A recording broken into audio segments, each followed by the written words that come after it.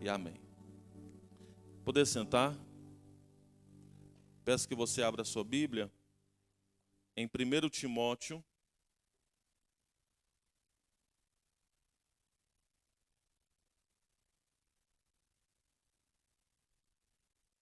capítulo 1.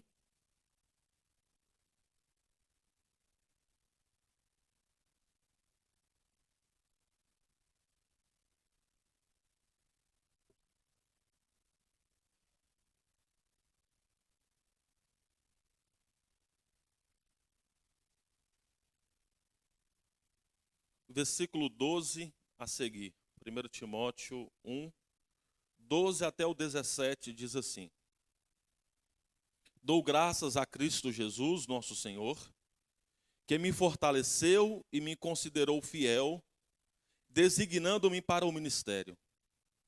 A mim, que no passado era blasfemo, perseguidor e insolente, mas alcancei misericórdia. Pois fiz isso na ignorância, na incredulidade. Transbordou, porém, a graça do nosso Senhor com a fé e o amor que há em Cristo Jesus. Versículo 15. Esta palavra é fiel e digna de toda aceitação. Que Cristo Jesus veio ao mundo para salvar os pecadores, dos quais eu sou o principal. Em algumas traduções, esse final aqui diz: Jesus veio para salvar os pecadores, dos quais eu sou o pior. Mas por esta mesma razão, me foi concedida a misericórdia, para que em mim, eu que sou o principal pecador, Cristo Jesus pudesse mostrar a sua completa longanimidade e eu servisse de modelo para todos os que hão de crer nele para a vida eterna. Assim, ao Rei eterno e imortal, invisível, Deus único, honra e glória para todos sempre. Amém. Pai Celestial, aqui está a Tua palavra, e a Tua palavra é viva e eficaz. Tua palavra é a verdade, nós cremos no poder da Tua palavra. Oramos pedindo, Jesus, fale conosco, ministre a nós a Tua vontade. Dê para nós, ó Pai, a mensagem, entregue a nós nesta noite a Tua mensagem. Abra o nosso entendimento para compreender o que o Senhor fala e também obedecer a Tua voz. Oramos em nome de Jesus. Amém. Irmãos, o tema da mensagem desta noite é o Deus invisível. Sobre isso eu quero pregar nessa noite, com base nesse trecho da Bíblia que nós lemos, que é 1 Timóteo, que é uma carta que o apóstolo Paulo escreveu para orientar. 1 Timóteo é uma carta de orientação. E o apóstolo Paulo está orientando Timóteo no que diz respeito ao ministério. Ministério é sempre bom lembrar, né? Mesmo que repetidamente a gente diga, mas é sempre bom dizer novamente que ministério é serviço. Quando alguém diz assim, eu tenho um ministério, você pode automaticamente dizer, essa pessoa está trabalhando. Ela é uma pessoa ocupada, ela está trabalhando para Deus, ela está fazendo algo para Deus. Isso é ter um ministério. E o apóstolo Paulo está orientando um trabalhador. Ele escreveu esta carta para dar clareza sobre o trabalho que esse jovem Timóteo deveria fazer. E aqui, dentro das orientações, ele decidiu falar um pouco de si mesmo. Não é comum isso, não é comum. Alguém dar orientação ao outro falando de si mesmo. Mas o apóstolo Paulo, ele faz isso. E ele fala então do seu exemplo, de como Deus o chamou, de como Deus o designou também um trabalhador para a obra de Deus. E para falar isso eu disse aqui na semana passada, no sermão que eu entreguei aqui, para ser um trabalhador da obra de Deus, tem que conhecer Deus. Não é possível ao contrário. Primeiro você começa a trabalhar, primeiro você começa a fazer algo para Deus e só depois você conhece Deus. Não é possível. Primeiro, você tem que conhecer a Deus. Saber quem Deus é. Saber qual é a autoridade do Supremo Senhor, Criador dos céus e da terra. Conhecê-lo de perto. Você precisa sempre, inclusive como trabalhador, depois que você conhece e começa a trabalhar para Deus, você precisa manter esse desejo de sempre querer mais e mais e mais de Deus. Querer conhecer melhor a Deus, andar mais com Deus, ter uma jornada de fé com Deus. E tudo isso vai dando força para que você realize, então, o trabalho que não é para você, não é para mim, é para Deus. E Deus tem essa expectativa com cada um de nós, que nós façamos algo para a glória do nome dele, não para a nossa. Não para a nossa vaidade, não para o nosso sucesso, para o nosso status, não. Mas para a glória e honra do nome do nosso Deus. Por isso, quando o apóstolo Paulo começa, nesse trecho que nós separamos aqui, a falar sobre ele destaca algumas coisas aqui. Primeiro, gratidão. Primeiro, gratidão. Dou graças a Deus, a Cristo Jesus, nosso Senhor, que nos fortaleceu e me considerou fiel, designando-me para o trabalho. Então, primeiro, agradeceu. Ele agradeceu e lembrou do que ele estava agradecendo. Porque o meu passado foi terrível. O meu passado foi complicado. O que eu fiz, ninguém imaginaria que Deus me escolheria para ser um trabalhador da sua obra. Então ele começa a listar aqui o que ele fez de alguma forma, não na totalidade, mas ele começa a dizer que ele era um blasfemo. Ou seja, o apóstolo Paulo era alguém que dizia coisas contra Deus. Isso é blasfemar. Ele foi esta pessoa. Ele era uma pessoa que usava os seus argumentos, a sua inteligência e até a sua formação, porque ele era um doutor da lei, ele era uma pessoa extremamente formada academicamente, e ele usava então tudo o que ele tinha para blasfemar, para dizer algo contra o evangelho, contra Cristo, contra a igreja, contra os cristãos. Paulo era um homem assim. E talvez você também era assim, talvez você ainda é assim, não sei.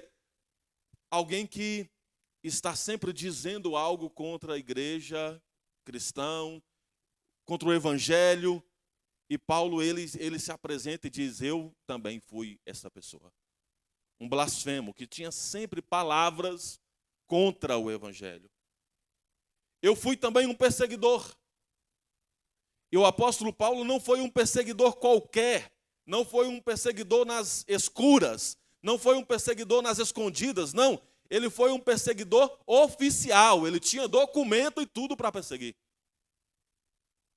Ele não queria ser um perseguidor, aquele que ficava na moita, né, na escondida, esperando um cristão passar para atacar. Não. Ele queria bater na porta e dizer, aqui tem algum cristão? Está preso. Porque ele tinha documento. Tinha documento das autoridades da época para perseguir. Então ele era um perseguidor organizado. Ele estava usando a lei da época e a organização da época para perseguir os cristãos de forma legal, legalizada. Ele diz ainda que ele foi um insolente. Aqui no versículo 13, né? Quando ele se apresenta, ele diz, eu fui um insolente. Ou seja, ele, de fato, perseguiu os cristãos, de uma forma firme, e ele perseguiu os cristãos de uma forma organizada, e ele fez isso de uma forma transparente. Ou seja, todos sabiam. O que o apóstolo Paulo está querendo dizer aqui, meu irmão, é o seguinte: que talvez você não é um perseguidor do evangelho. Talvez você não é uma pessoa que odeia o evangelho e nem odeia os cristãos. Talvez até você se identifica. Ou talvez diz, eu sou um cristão, o que é isso? Mas o que o apóstolo Paulo está querendo dizer é que os erros em Cristo, entenda isso, em Cristo, os erros que você cometeu no passado, não importa mais, desde que você tenha Cristo hoje em sua vida. Quem você era não interessa mais para Deus. Deus não está interessado no que você fez ontem. Deus está interessado no que você está fazendo agora, no hoje, nas decisões que você precisa tomar hoje. E é por isso que veja que muda o ambiente assim de uma hora para outra, e ele faz questão de dizer, mas, ainda no versículo 13, alcancei misericórdia. Alcancei misericórdia porque tudo que eu fiz antes, eu fiz porque eu era um ignorante, incrédulo. Mas transbordou, porém, a graça do nosso Senhor Jesus com a fé e o amor que há em Cristo. Transbordou. E esta fé e esse amor continua transbordando hoje sobre a sua vida, sobre a sua individualidade. Deus continua bondoso, gracioso e misericordioso e pronto para transbordar o amor dele sobre a sua vida. E olha como Paulo diz, né? Que no versículo 15 ele fala, esta palavra é fiel e digna de toda a aceitação. Isso literalmente está dizendo, essa palavra, ela é fiel. O que Deus faz na vida de alguém. É sobre isso, esta palavra é fiel e é digna que você preste atenção. É isso que ele está dizendo. Quando ele está dizendo que essa palavra, ela é digna de aceitação. E a grande questão aqui e aí é o ponto que eu quero exatamente entregar essa mensagem hoje para você. Você está prestando atenção em quê, meu irmão? Em que você presta atenção? A sua mente está concentrada em quê? Os seus olhos estão fixos em quê? Em que você está prestando atenção nesta vida? Em que você está aceitando como um princípio, como regra para a sua conduta, para o seu comportamento? A grande questão aqui é essa. Se esta palavra, a palavra que Deus, Ele perdoa pecadores, que Deus perdoa perseguidores, que Deus perdoa pessoas que odiavam o Evangelho, perseguiam o Evangelho, que Deus perdoa pessoas que estão longe dele nas atitudes, e Deus está sempre com uma atitude de perdoar e dizendo, venha para perto de mim, eu quero você perto de mim, chegue-se para perto de mim. Se Deus tem esta atitude e esta palavra é digna de aceitação, é digna que você preste atenção, a grande questão é no que você está prestando atenção. O que está tomando a sua vida? Em que o seu foco está em quê? E aí entra o Deus invisível. Porque tem uma questão aqui, Deus, quando essa palavra invisível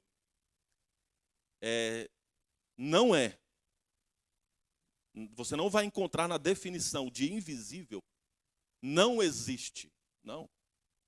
O invisível, ele existe, mas ele é invisível. Pode procurar qualquer dicionário da língua portuguesa, a palavra invisível. E você vai encontrar lá uma definição que está se tratando de alguma coisa que existe. O invisível é alguma coisa que existe, só que por algum motivo você não está vendo. Por algum motivo você não está enxergando. Por algum motivo seus olhos estão tampados e não está vendo, mas existe. É real, existe, mas por algum motivo você não está enxergando. E aí que está o foco. E aí que está esta palavra, é digna de que você preste atenção, para que você veja. Essa palavra é digna de aceitação. Aqui tem uma palavra que é digna que você comece a olhar com um olhar mais específico, para que você enxergue aquilo que é invisível. Porque Deus é invisível, mas Ele é real. Ele é pessoal. E a Bíblia, irmãos, amplamente, a Bíblia fala sobre o Deus invisível. Não é só aqui, mas em vários lugares a Bíblia fala sobre o Deus invisível. Então, um dos textos que fala sobre o Deus invisível, sabe onde é? No Salmo 19. O Salmo 19, no versículo 1, diz o seguinte: os céus proclamam a glória de Deus, e o firmamento anuncia as obras das suas mãos. Um dia discurso ao outro dia, e a noite revela conhecimento à outra noite. Não há linguagem nem há palavras, e deles não se ouve nenhum som. No entanto, por toda a terra se faz ouvir a sua voz, e as suas palavras chegam até os confins do mundo. Aí pôs uma tenda para o sol. Versículo 5, que é como um noivo que sai dos seus aposentos e se alegra como um herói a percorrer o seu caminho. Principia na extremidade dos céus, até a outra vai o seu percurso, e nada pode conter o seu calor. A lei do Senhor é perfeita e restaura a alma. O testemunho do Senhor é fiel e dá sabedoria aos simples. Os preceitos do Senhor são retos e alegram o coração. O mandamento do Senhor é puro e ilumina os olhos. Irmãos, Deus invisível, Ele é visto. Ele é visto quando cai o dia. Nós estamos aí, o dia caiu. E daqui a pouco outro dia amanhece. E Deus está se mostrando todos os dias, no cair do dia e no amanhecer do dia. E Deus está se mostrando, olha eu aqui, eu estou visivelmente me apresentando a você. Os céus proclamam a glória de Deus, e o firmamento anuncia as obras da sua mão. É que nós acostumamos tanto, irmãos, com a presença do Criador, da criação, que nós já até ignoramos. Poucas vezes, às vezes tem que acontecer uma coisa assim, bem chamativa da atenção, ou você estar em um lugar bem assim diferente, para você olhar para o céu e dizer, quem está sustentando as estrelas?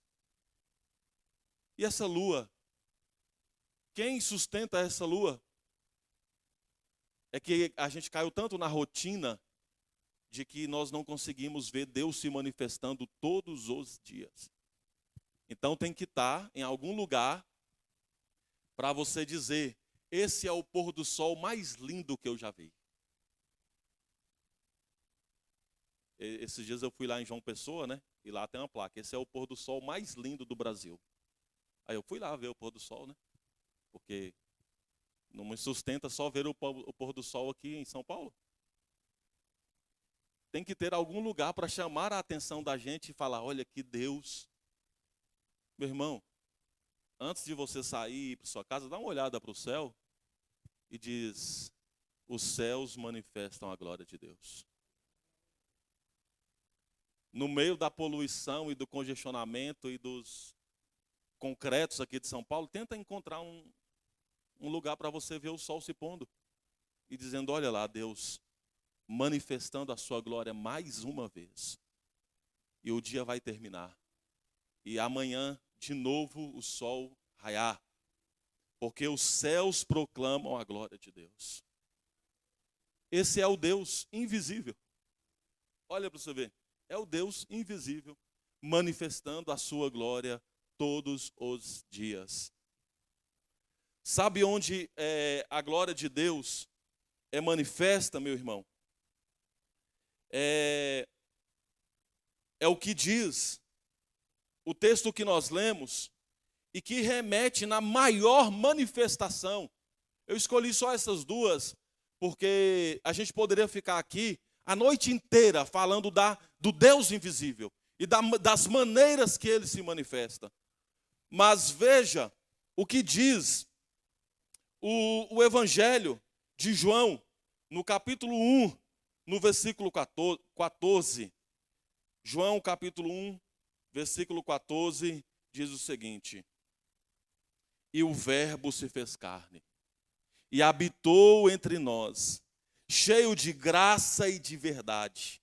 E vimos a sua glória, glória como do unigênito do Pai. A maior revelação de Deus, do Deus invisível, está em Jesus. Está em Jesus. Jesus é aonde Deus se fez carne e habitou entre nós, para que a glória de Deus, cheio de graça e de verdade, fosse manifestada. Ainda, falando acerca do próprio Jesus, o versículo 18 desse mesmo capítulo: ninguém jamais viu Deus, porque Deus é invisível. Ninguém jamais viu Deus. O Deus unigênito, que está junto do Pai, foi quem o revelou. Jesus é a revelação de Deus. Se ninguém jamais viu Deus, e o Deus é invisível, então Cristo fez com que Deus se tornasse visível a nós, porque Cristo o revelou, como diz aqui o texto que nós lemos. E ainda, irmãos, também no Evangelho de João, no capítulo 14, diz o seguinte, no versículo 6, diz acerca de Jesus, o próprio Jesus dizendo, né? Eu sou o caminho, a verdade e a vida, ninguém vem ao Pai se não for por mim.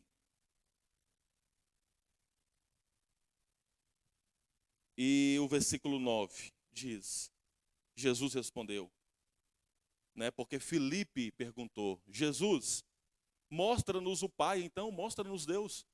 E talvez é a pergunta que você faz até hoje. Mostra-me Deus, mostra-me quem Deus é. Essa pergunta já foi feita e já foi respondida. Filipe perguntou, Senhor, mostra-nos então Deus, mostra-nos o Pai, isso nos basta. E Jesus respondeu, há tanto tempo que eu estou com vocês, Filipe, e você ainda não me conhece? Quem vê a mim, vê o Pai. O Deus invisível se revelou. E só não vê Deus quem não quer. Se há um tampão nos olhos, se há alguma coisa que está cobrindo os olhos, e você não viu Jesus ainda, então eis aqui o convite, porque Deus está se revelando principalmente em Cristo. Então quando o apóstolo Paulo diz assim, olha, fiel é esta palavra e digna de aceitação, ele está dizendo exatamente isso. Eis aqui algo que você deve prestar atenção no Pai que já se revelou em Cristo Jesus para ser o Salvador do mundo. E Paulo diz assim, logo eu que era o principal dos pecadores. Logo eu que era o pior dos pecadores, não merecia, não fiz nada para merecer, não era digno de que esse Deus me separasse para o trabalho dele, nem que me salvasse, eu que era o principal. Ele faz questão de repetir isso. porque é tão sério na vida de Paulo, isso ele faz questão de repetir isso. Ele diz que Cristo Jesus veio para salvar os pecadores, dos quais eu sou o principal. E depois, na sequência, ele diz: mas por esta mesma razão me foi concedida a misericórdia, para que em mim, que sou o principal pecador, Cristo Jesus pudesse mostrar a sua completa paciência longa. Ele faz questão de insistir nisso, e pode ser o seu caso, o meu caso, meu irmão. Nós devemos nos colocar nessa mesma palavra. Jesus me encontrou, eu sendo o pior dos pecadores. O pior, para mim eu achava que não tinha jeito. Para mim eu achava que não tinha salvação. Para mim eu não achava que eu poderia um dia ser restaurado pelo meu Deus. E aí vem Jesus e diz: há perdão sim. O passado já não importa mais. Há perdão sim. Comece uma nova jornada comigo. Começa um novo caminho comigo. Aqui está o caminho. Eu sou o caminho. Começa um novo caminho. Deixe as mentiras. Eu sou a verdade. Deixe o passado de morte. Eu sou a vida.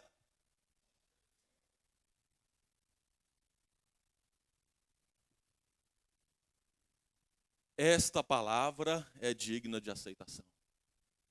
Preste atenção nessa palavra, meu irmão. Não ignore esta palavra, que é a palavra do perdoador, que diz ao seu respeito que é o pecador. Nós somos os pecadores. E Paulo destacou aqui ainda outra, ele fala uma outra palavra aqui, que é exatamente o que Deus tem com você. É exatamente o que Deus tem comigo. Longanimidade. A paciência de Deus é longa. Isso que significa longanimidade. Significa uma paciência. Irmão, se Deus fosse estourado assim como você é, a gente estava frito, né? Porque a nossa paciência é bem curtinha. É bem curtinha. É só, alguém não precisa nem falar. Olhou, está olhando. Já está querendo já discutir. Mas Deus não é humano. Né? E Deus, em sua grande paciência, ele é muito paciente, irmão, muito paciente. Deus é longânimo, a paciência dele com você é muito grande.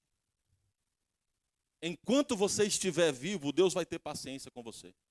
Por isso que em vida é importante você tomar as decisões certas para Deus, em Deus, para viver em Cristo, uma decisão importante. Porque depois que morreu também, não tem como mais, não tem como. A Bíblia é bem claro disso, que ao homem é só uma vida, não tem duas, não tem reencarnação, não tem várias vidas para você ir se aperfeiçoando, não. A Bíblia deixa isso bem claro. Ao homem foi dado uma vida e ele vai viver esta vida. E depois disso é o juízo, não tem mais. Mas enquanto você está aqui vivo, Deus está paciente contigo. Deus é longânimo. Deus é longânimo.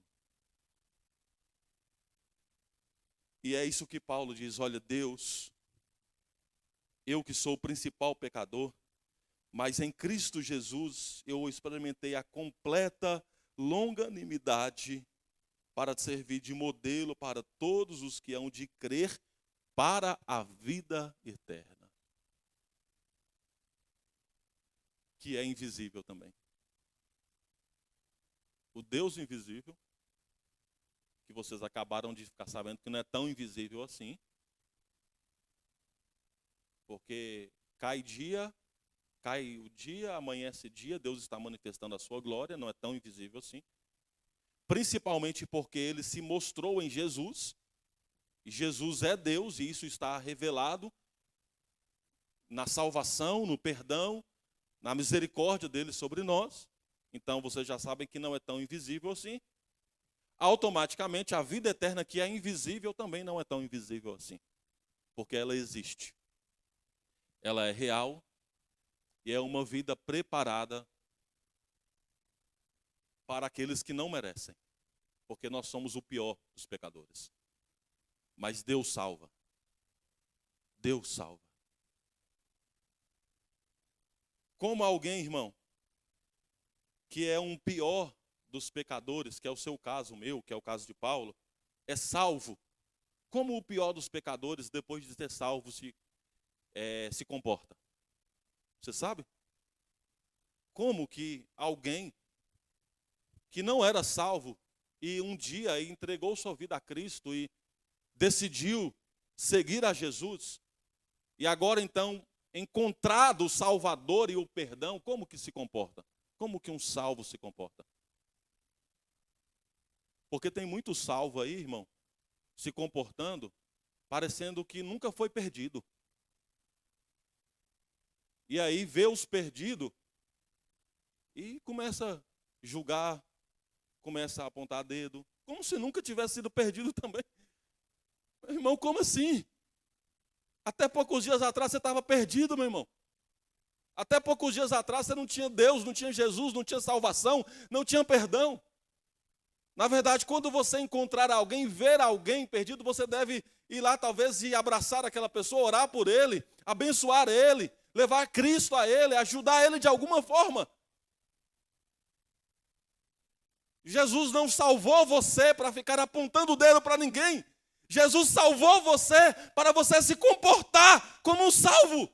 Alguém que é amado por Deus e pode contagiar o mundo com o amor de Deus. Para isso que Cristo te salvou. Para que você se comporte como alguém que também até pouco tempo atrás estava errado, estava perdido.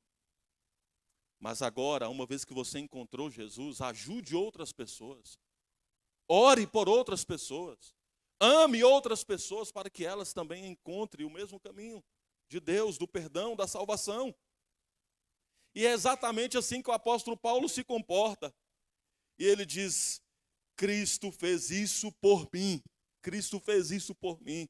Eu que era o pior, o principal pecador, Cristo morreu por mim, Cristo me encontrou para que eu pudesse servir de modelo para todos os que hão de crer nele para a vida eterna.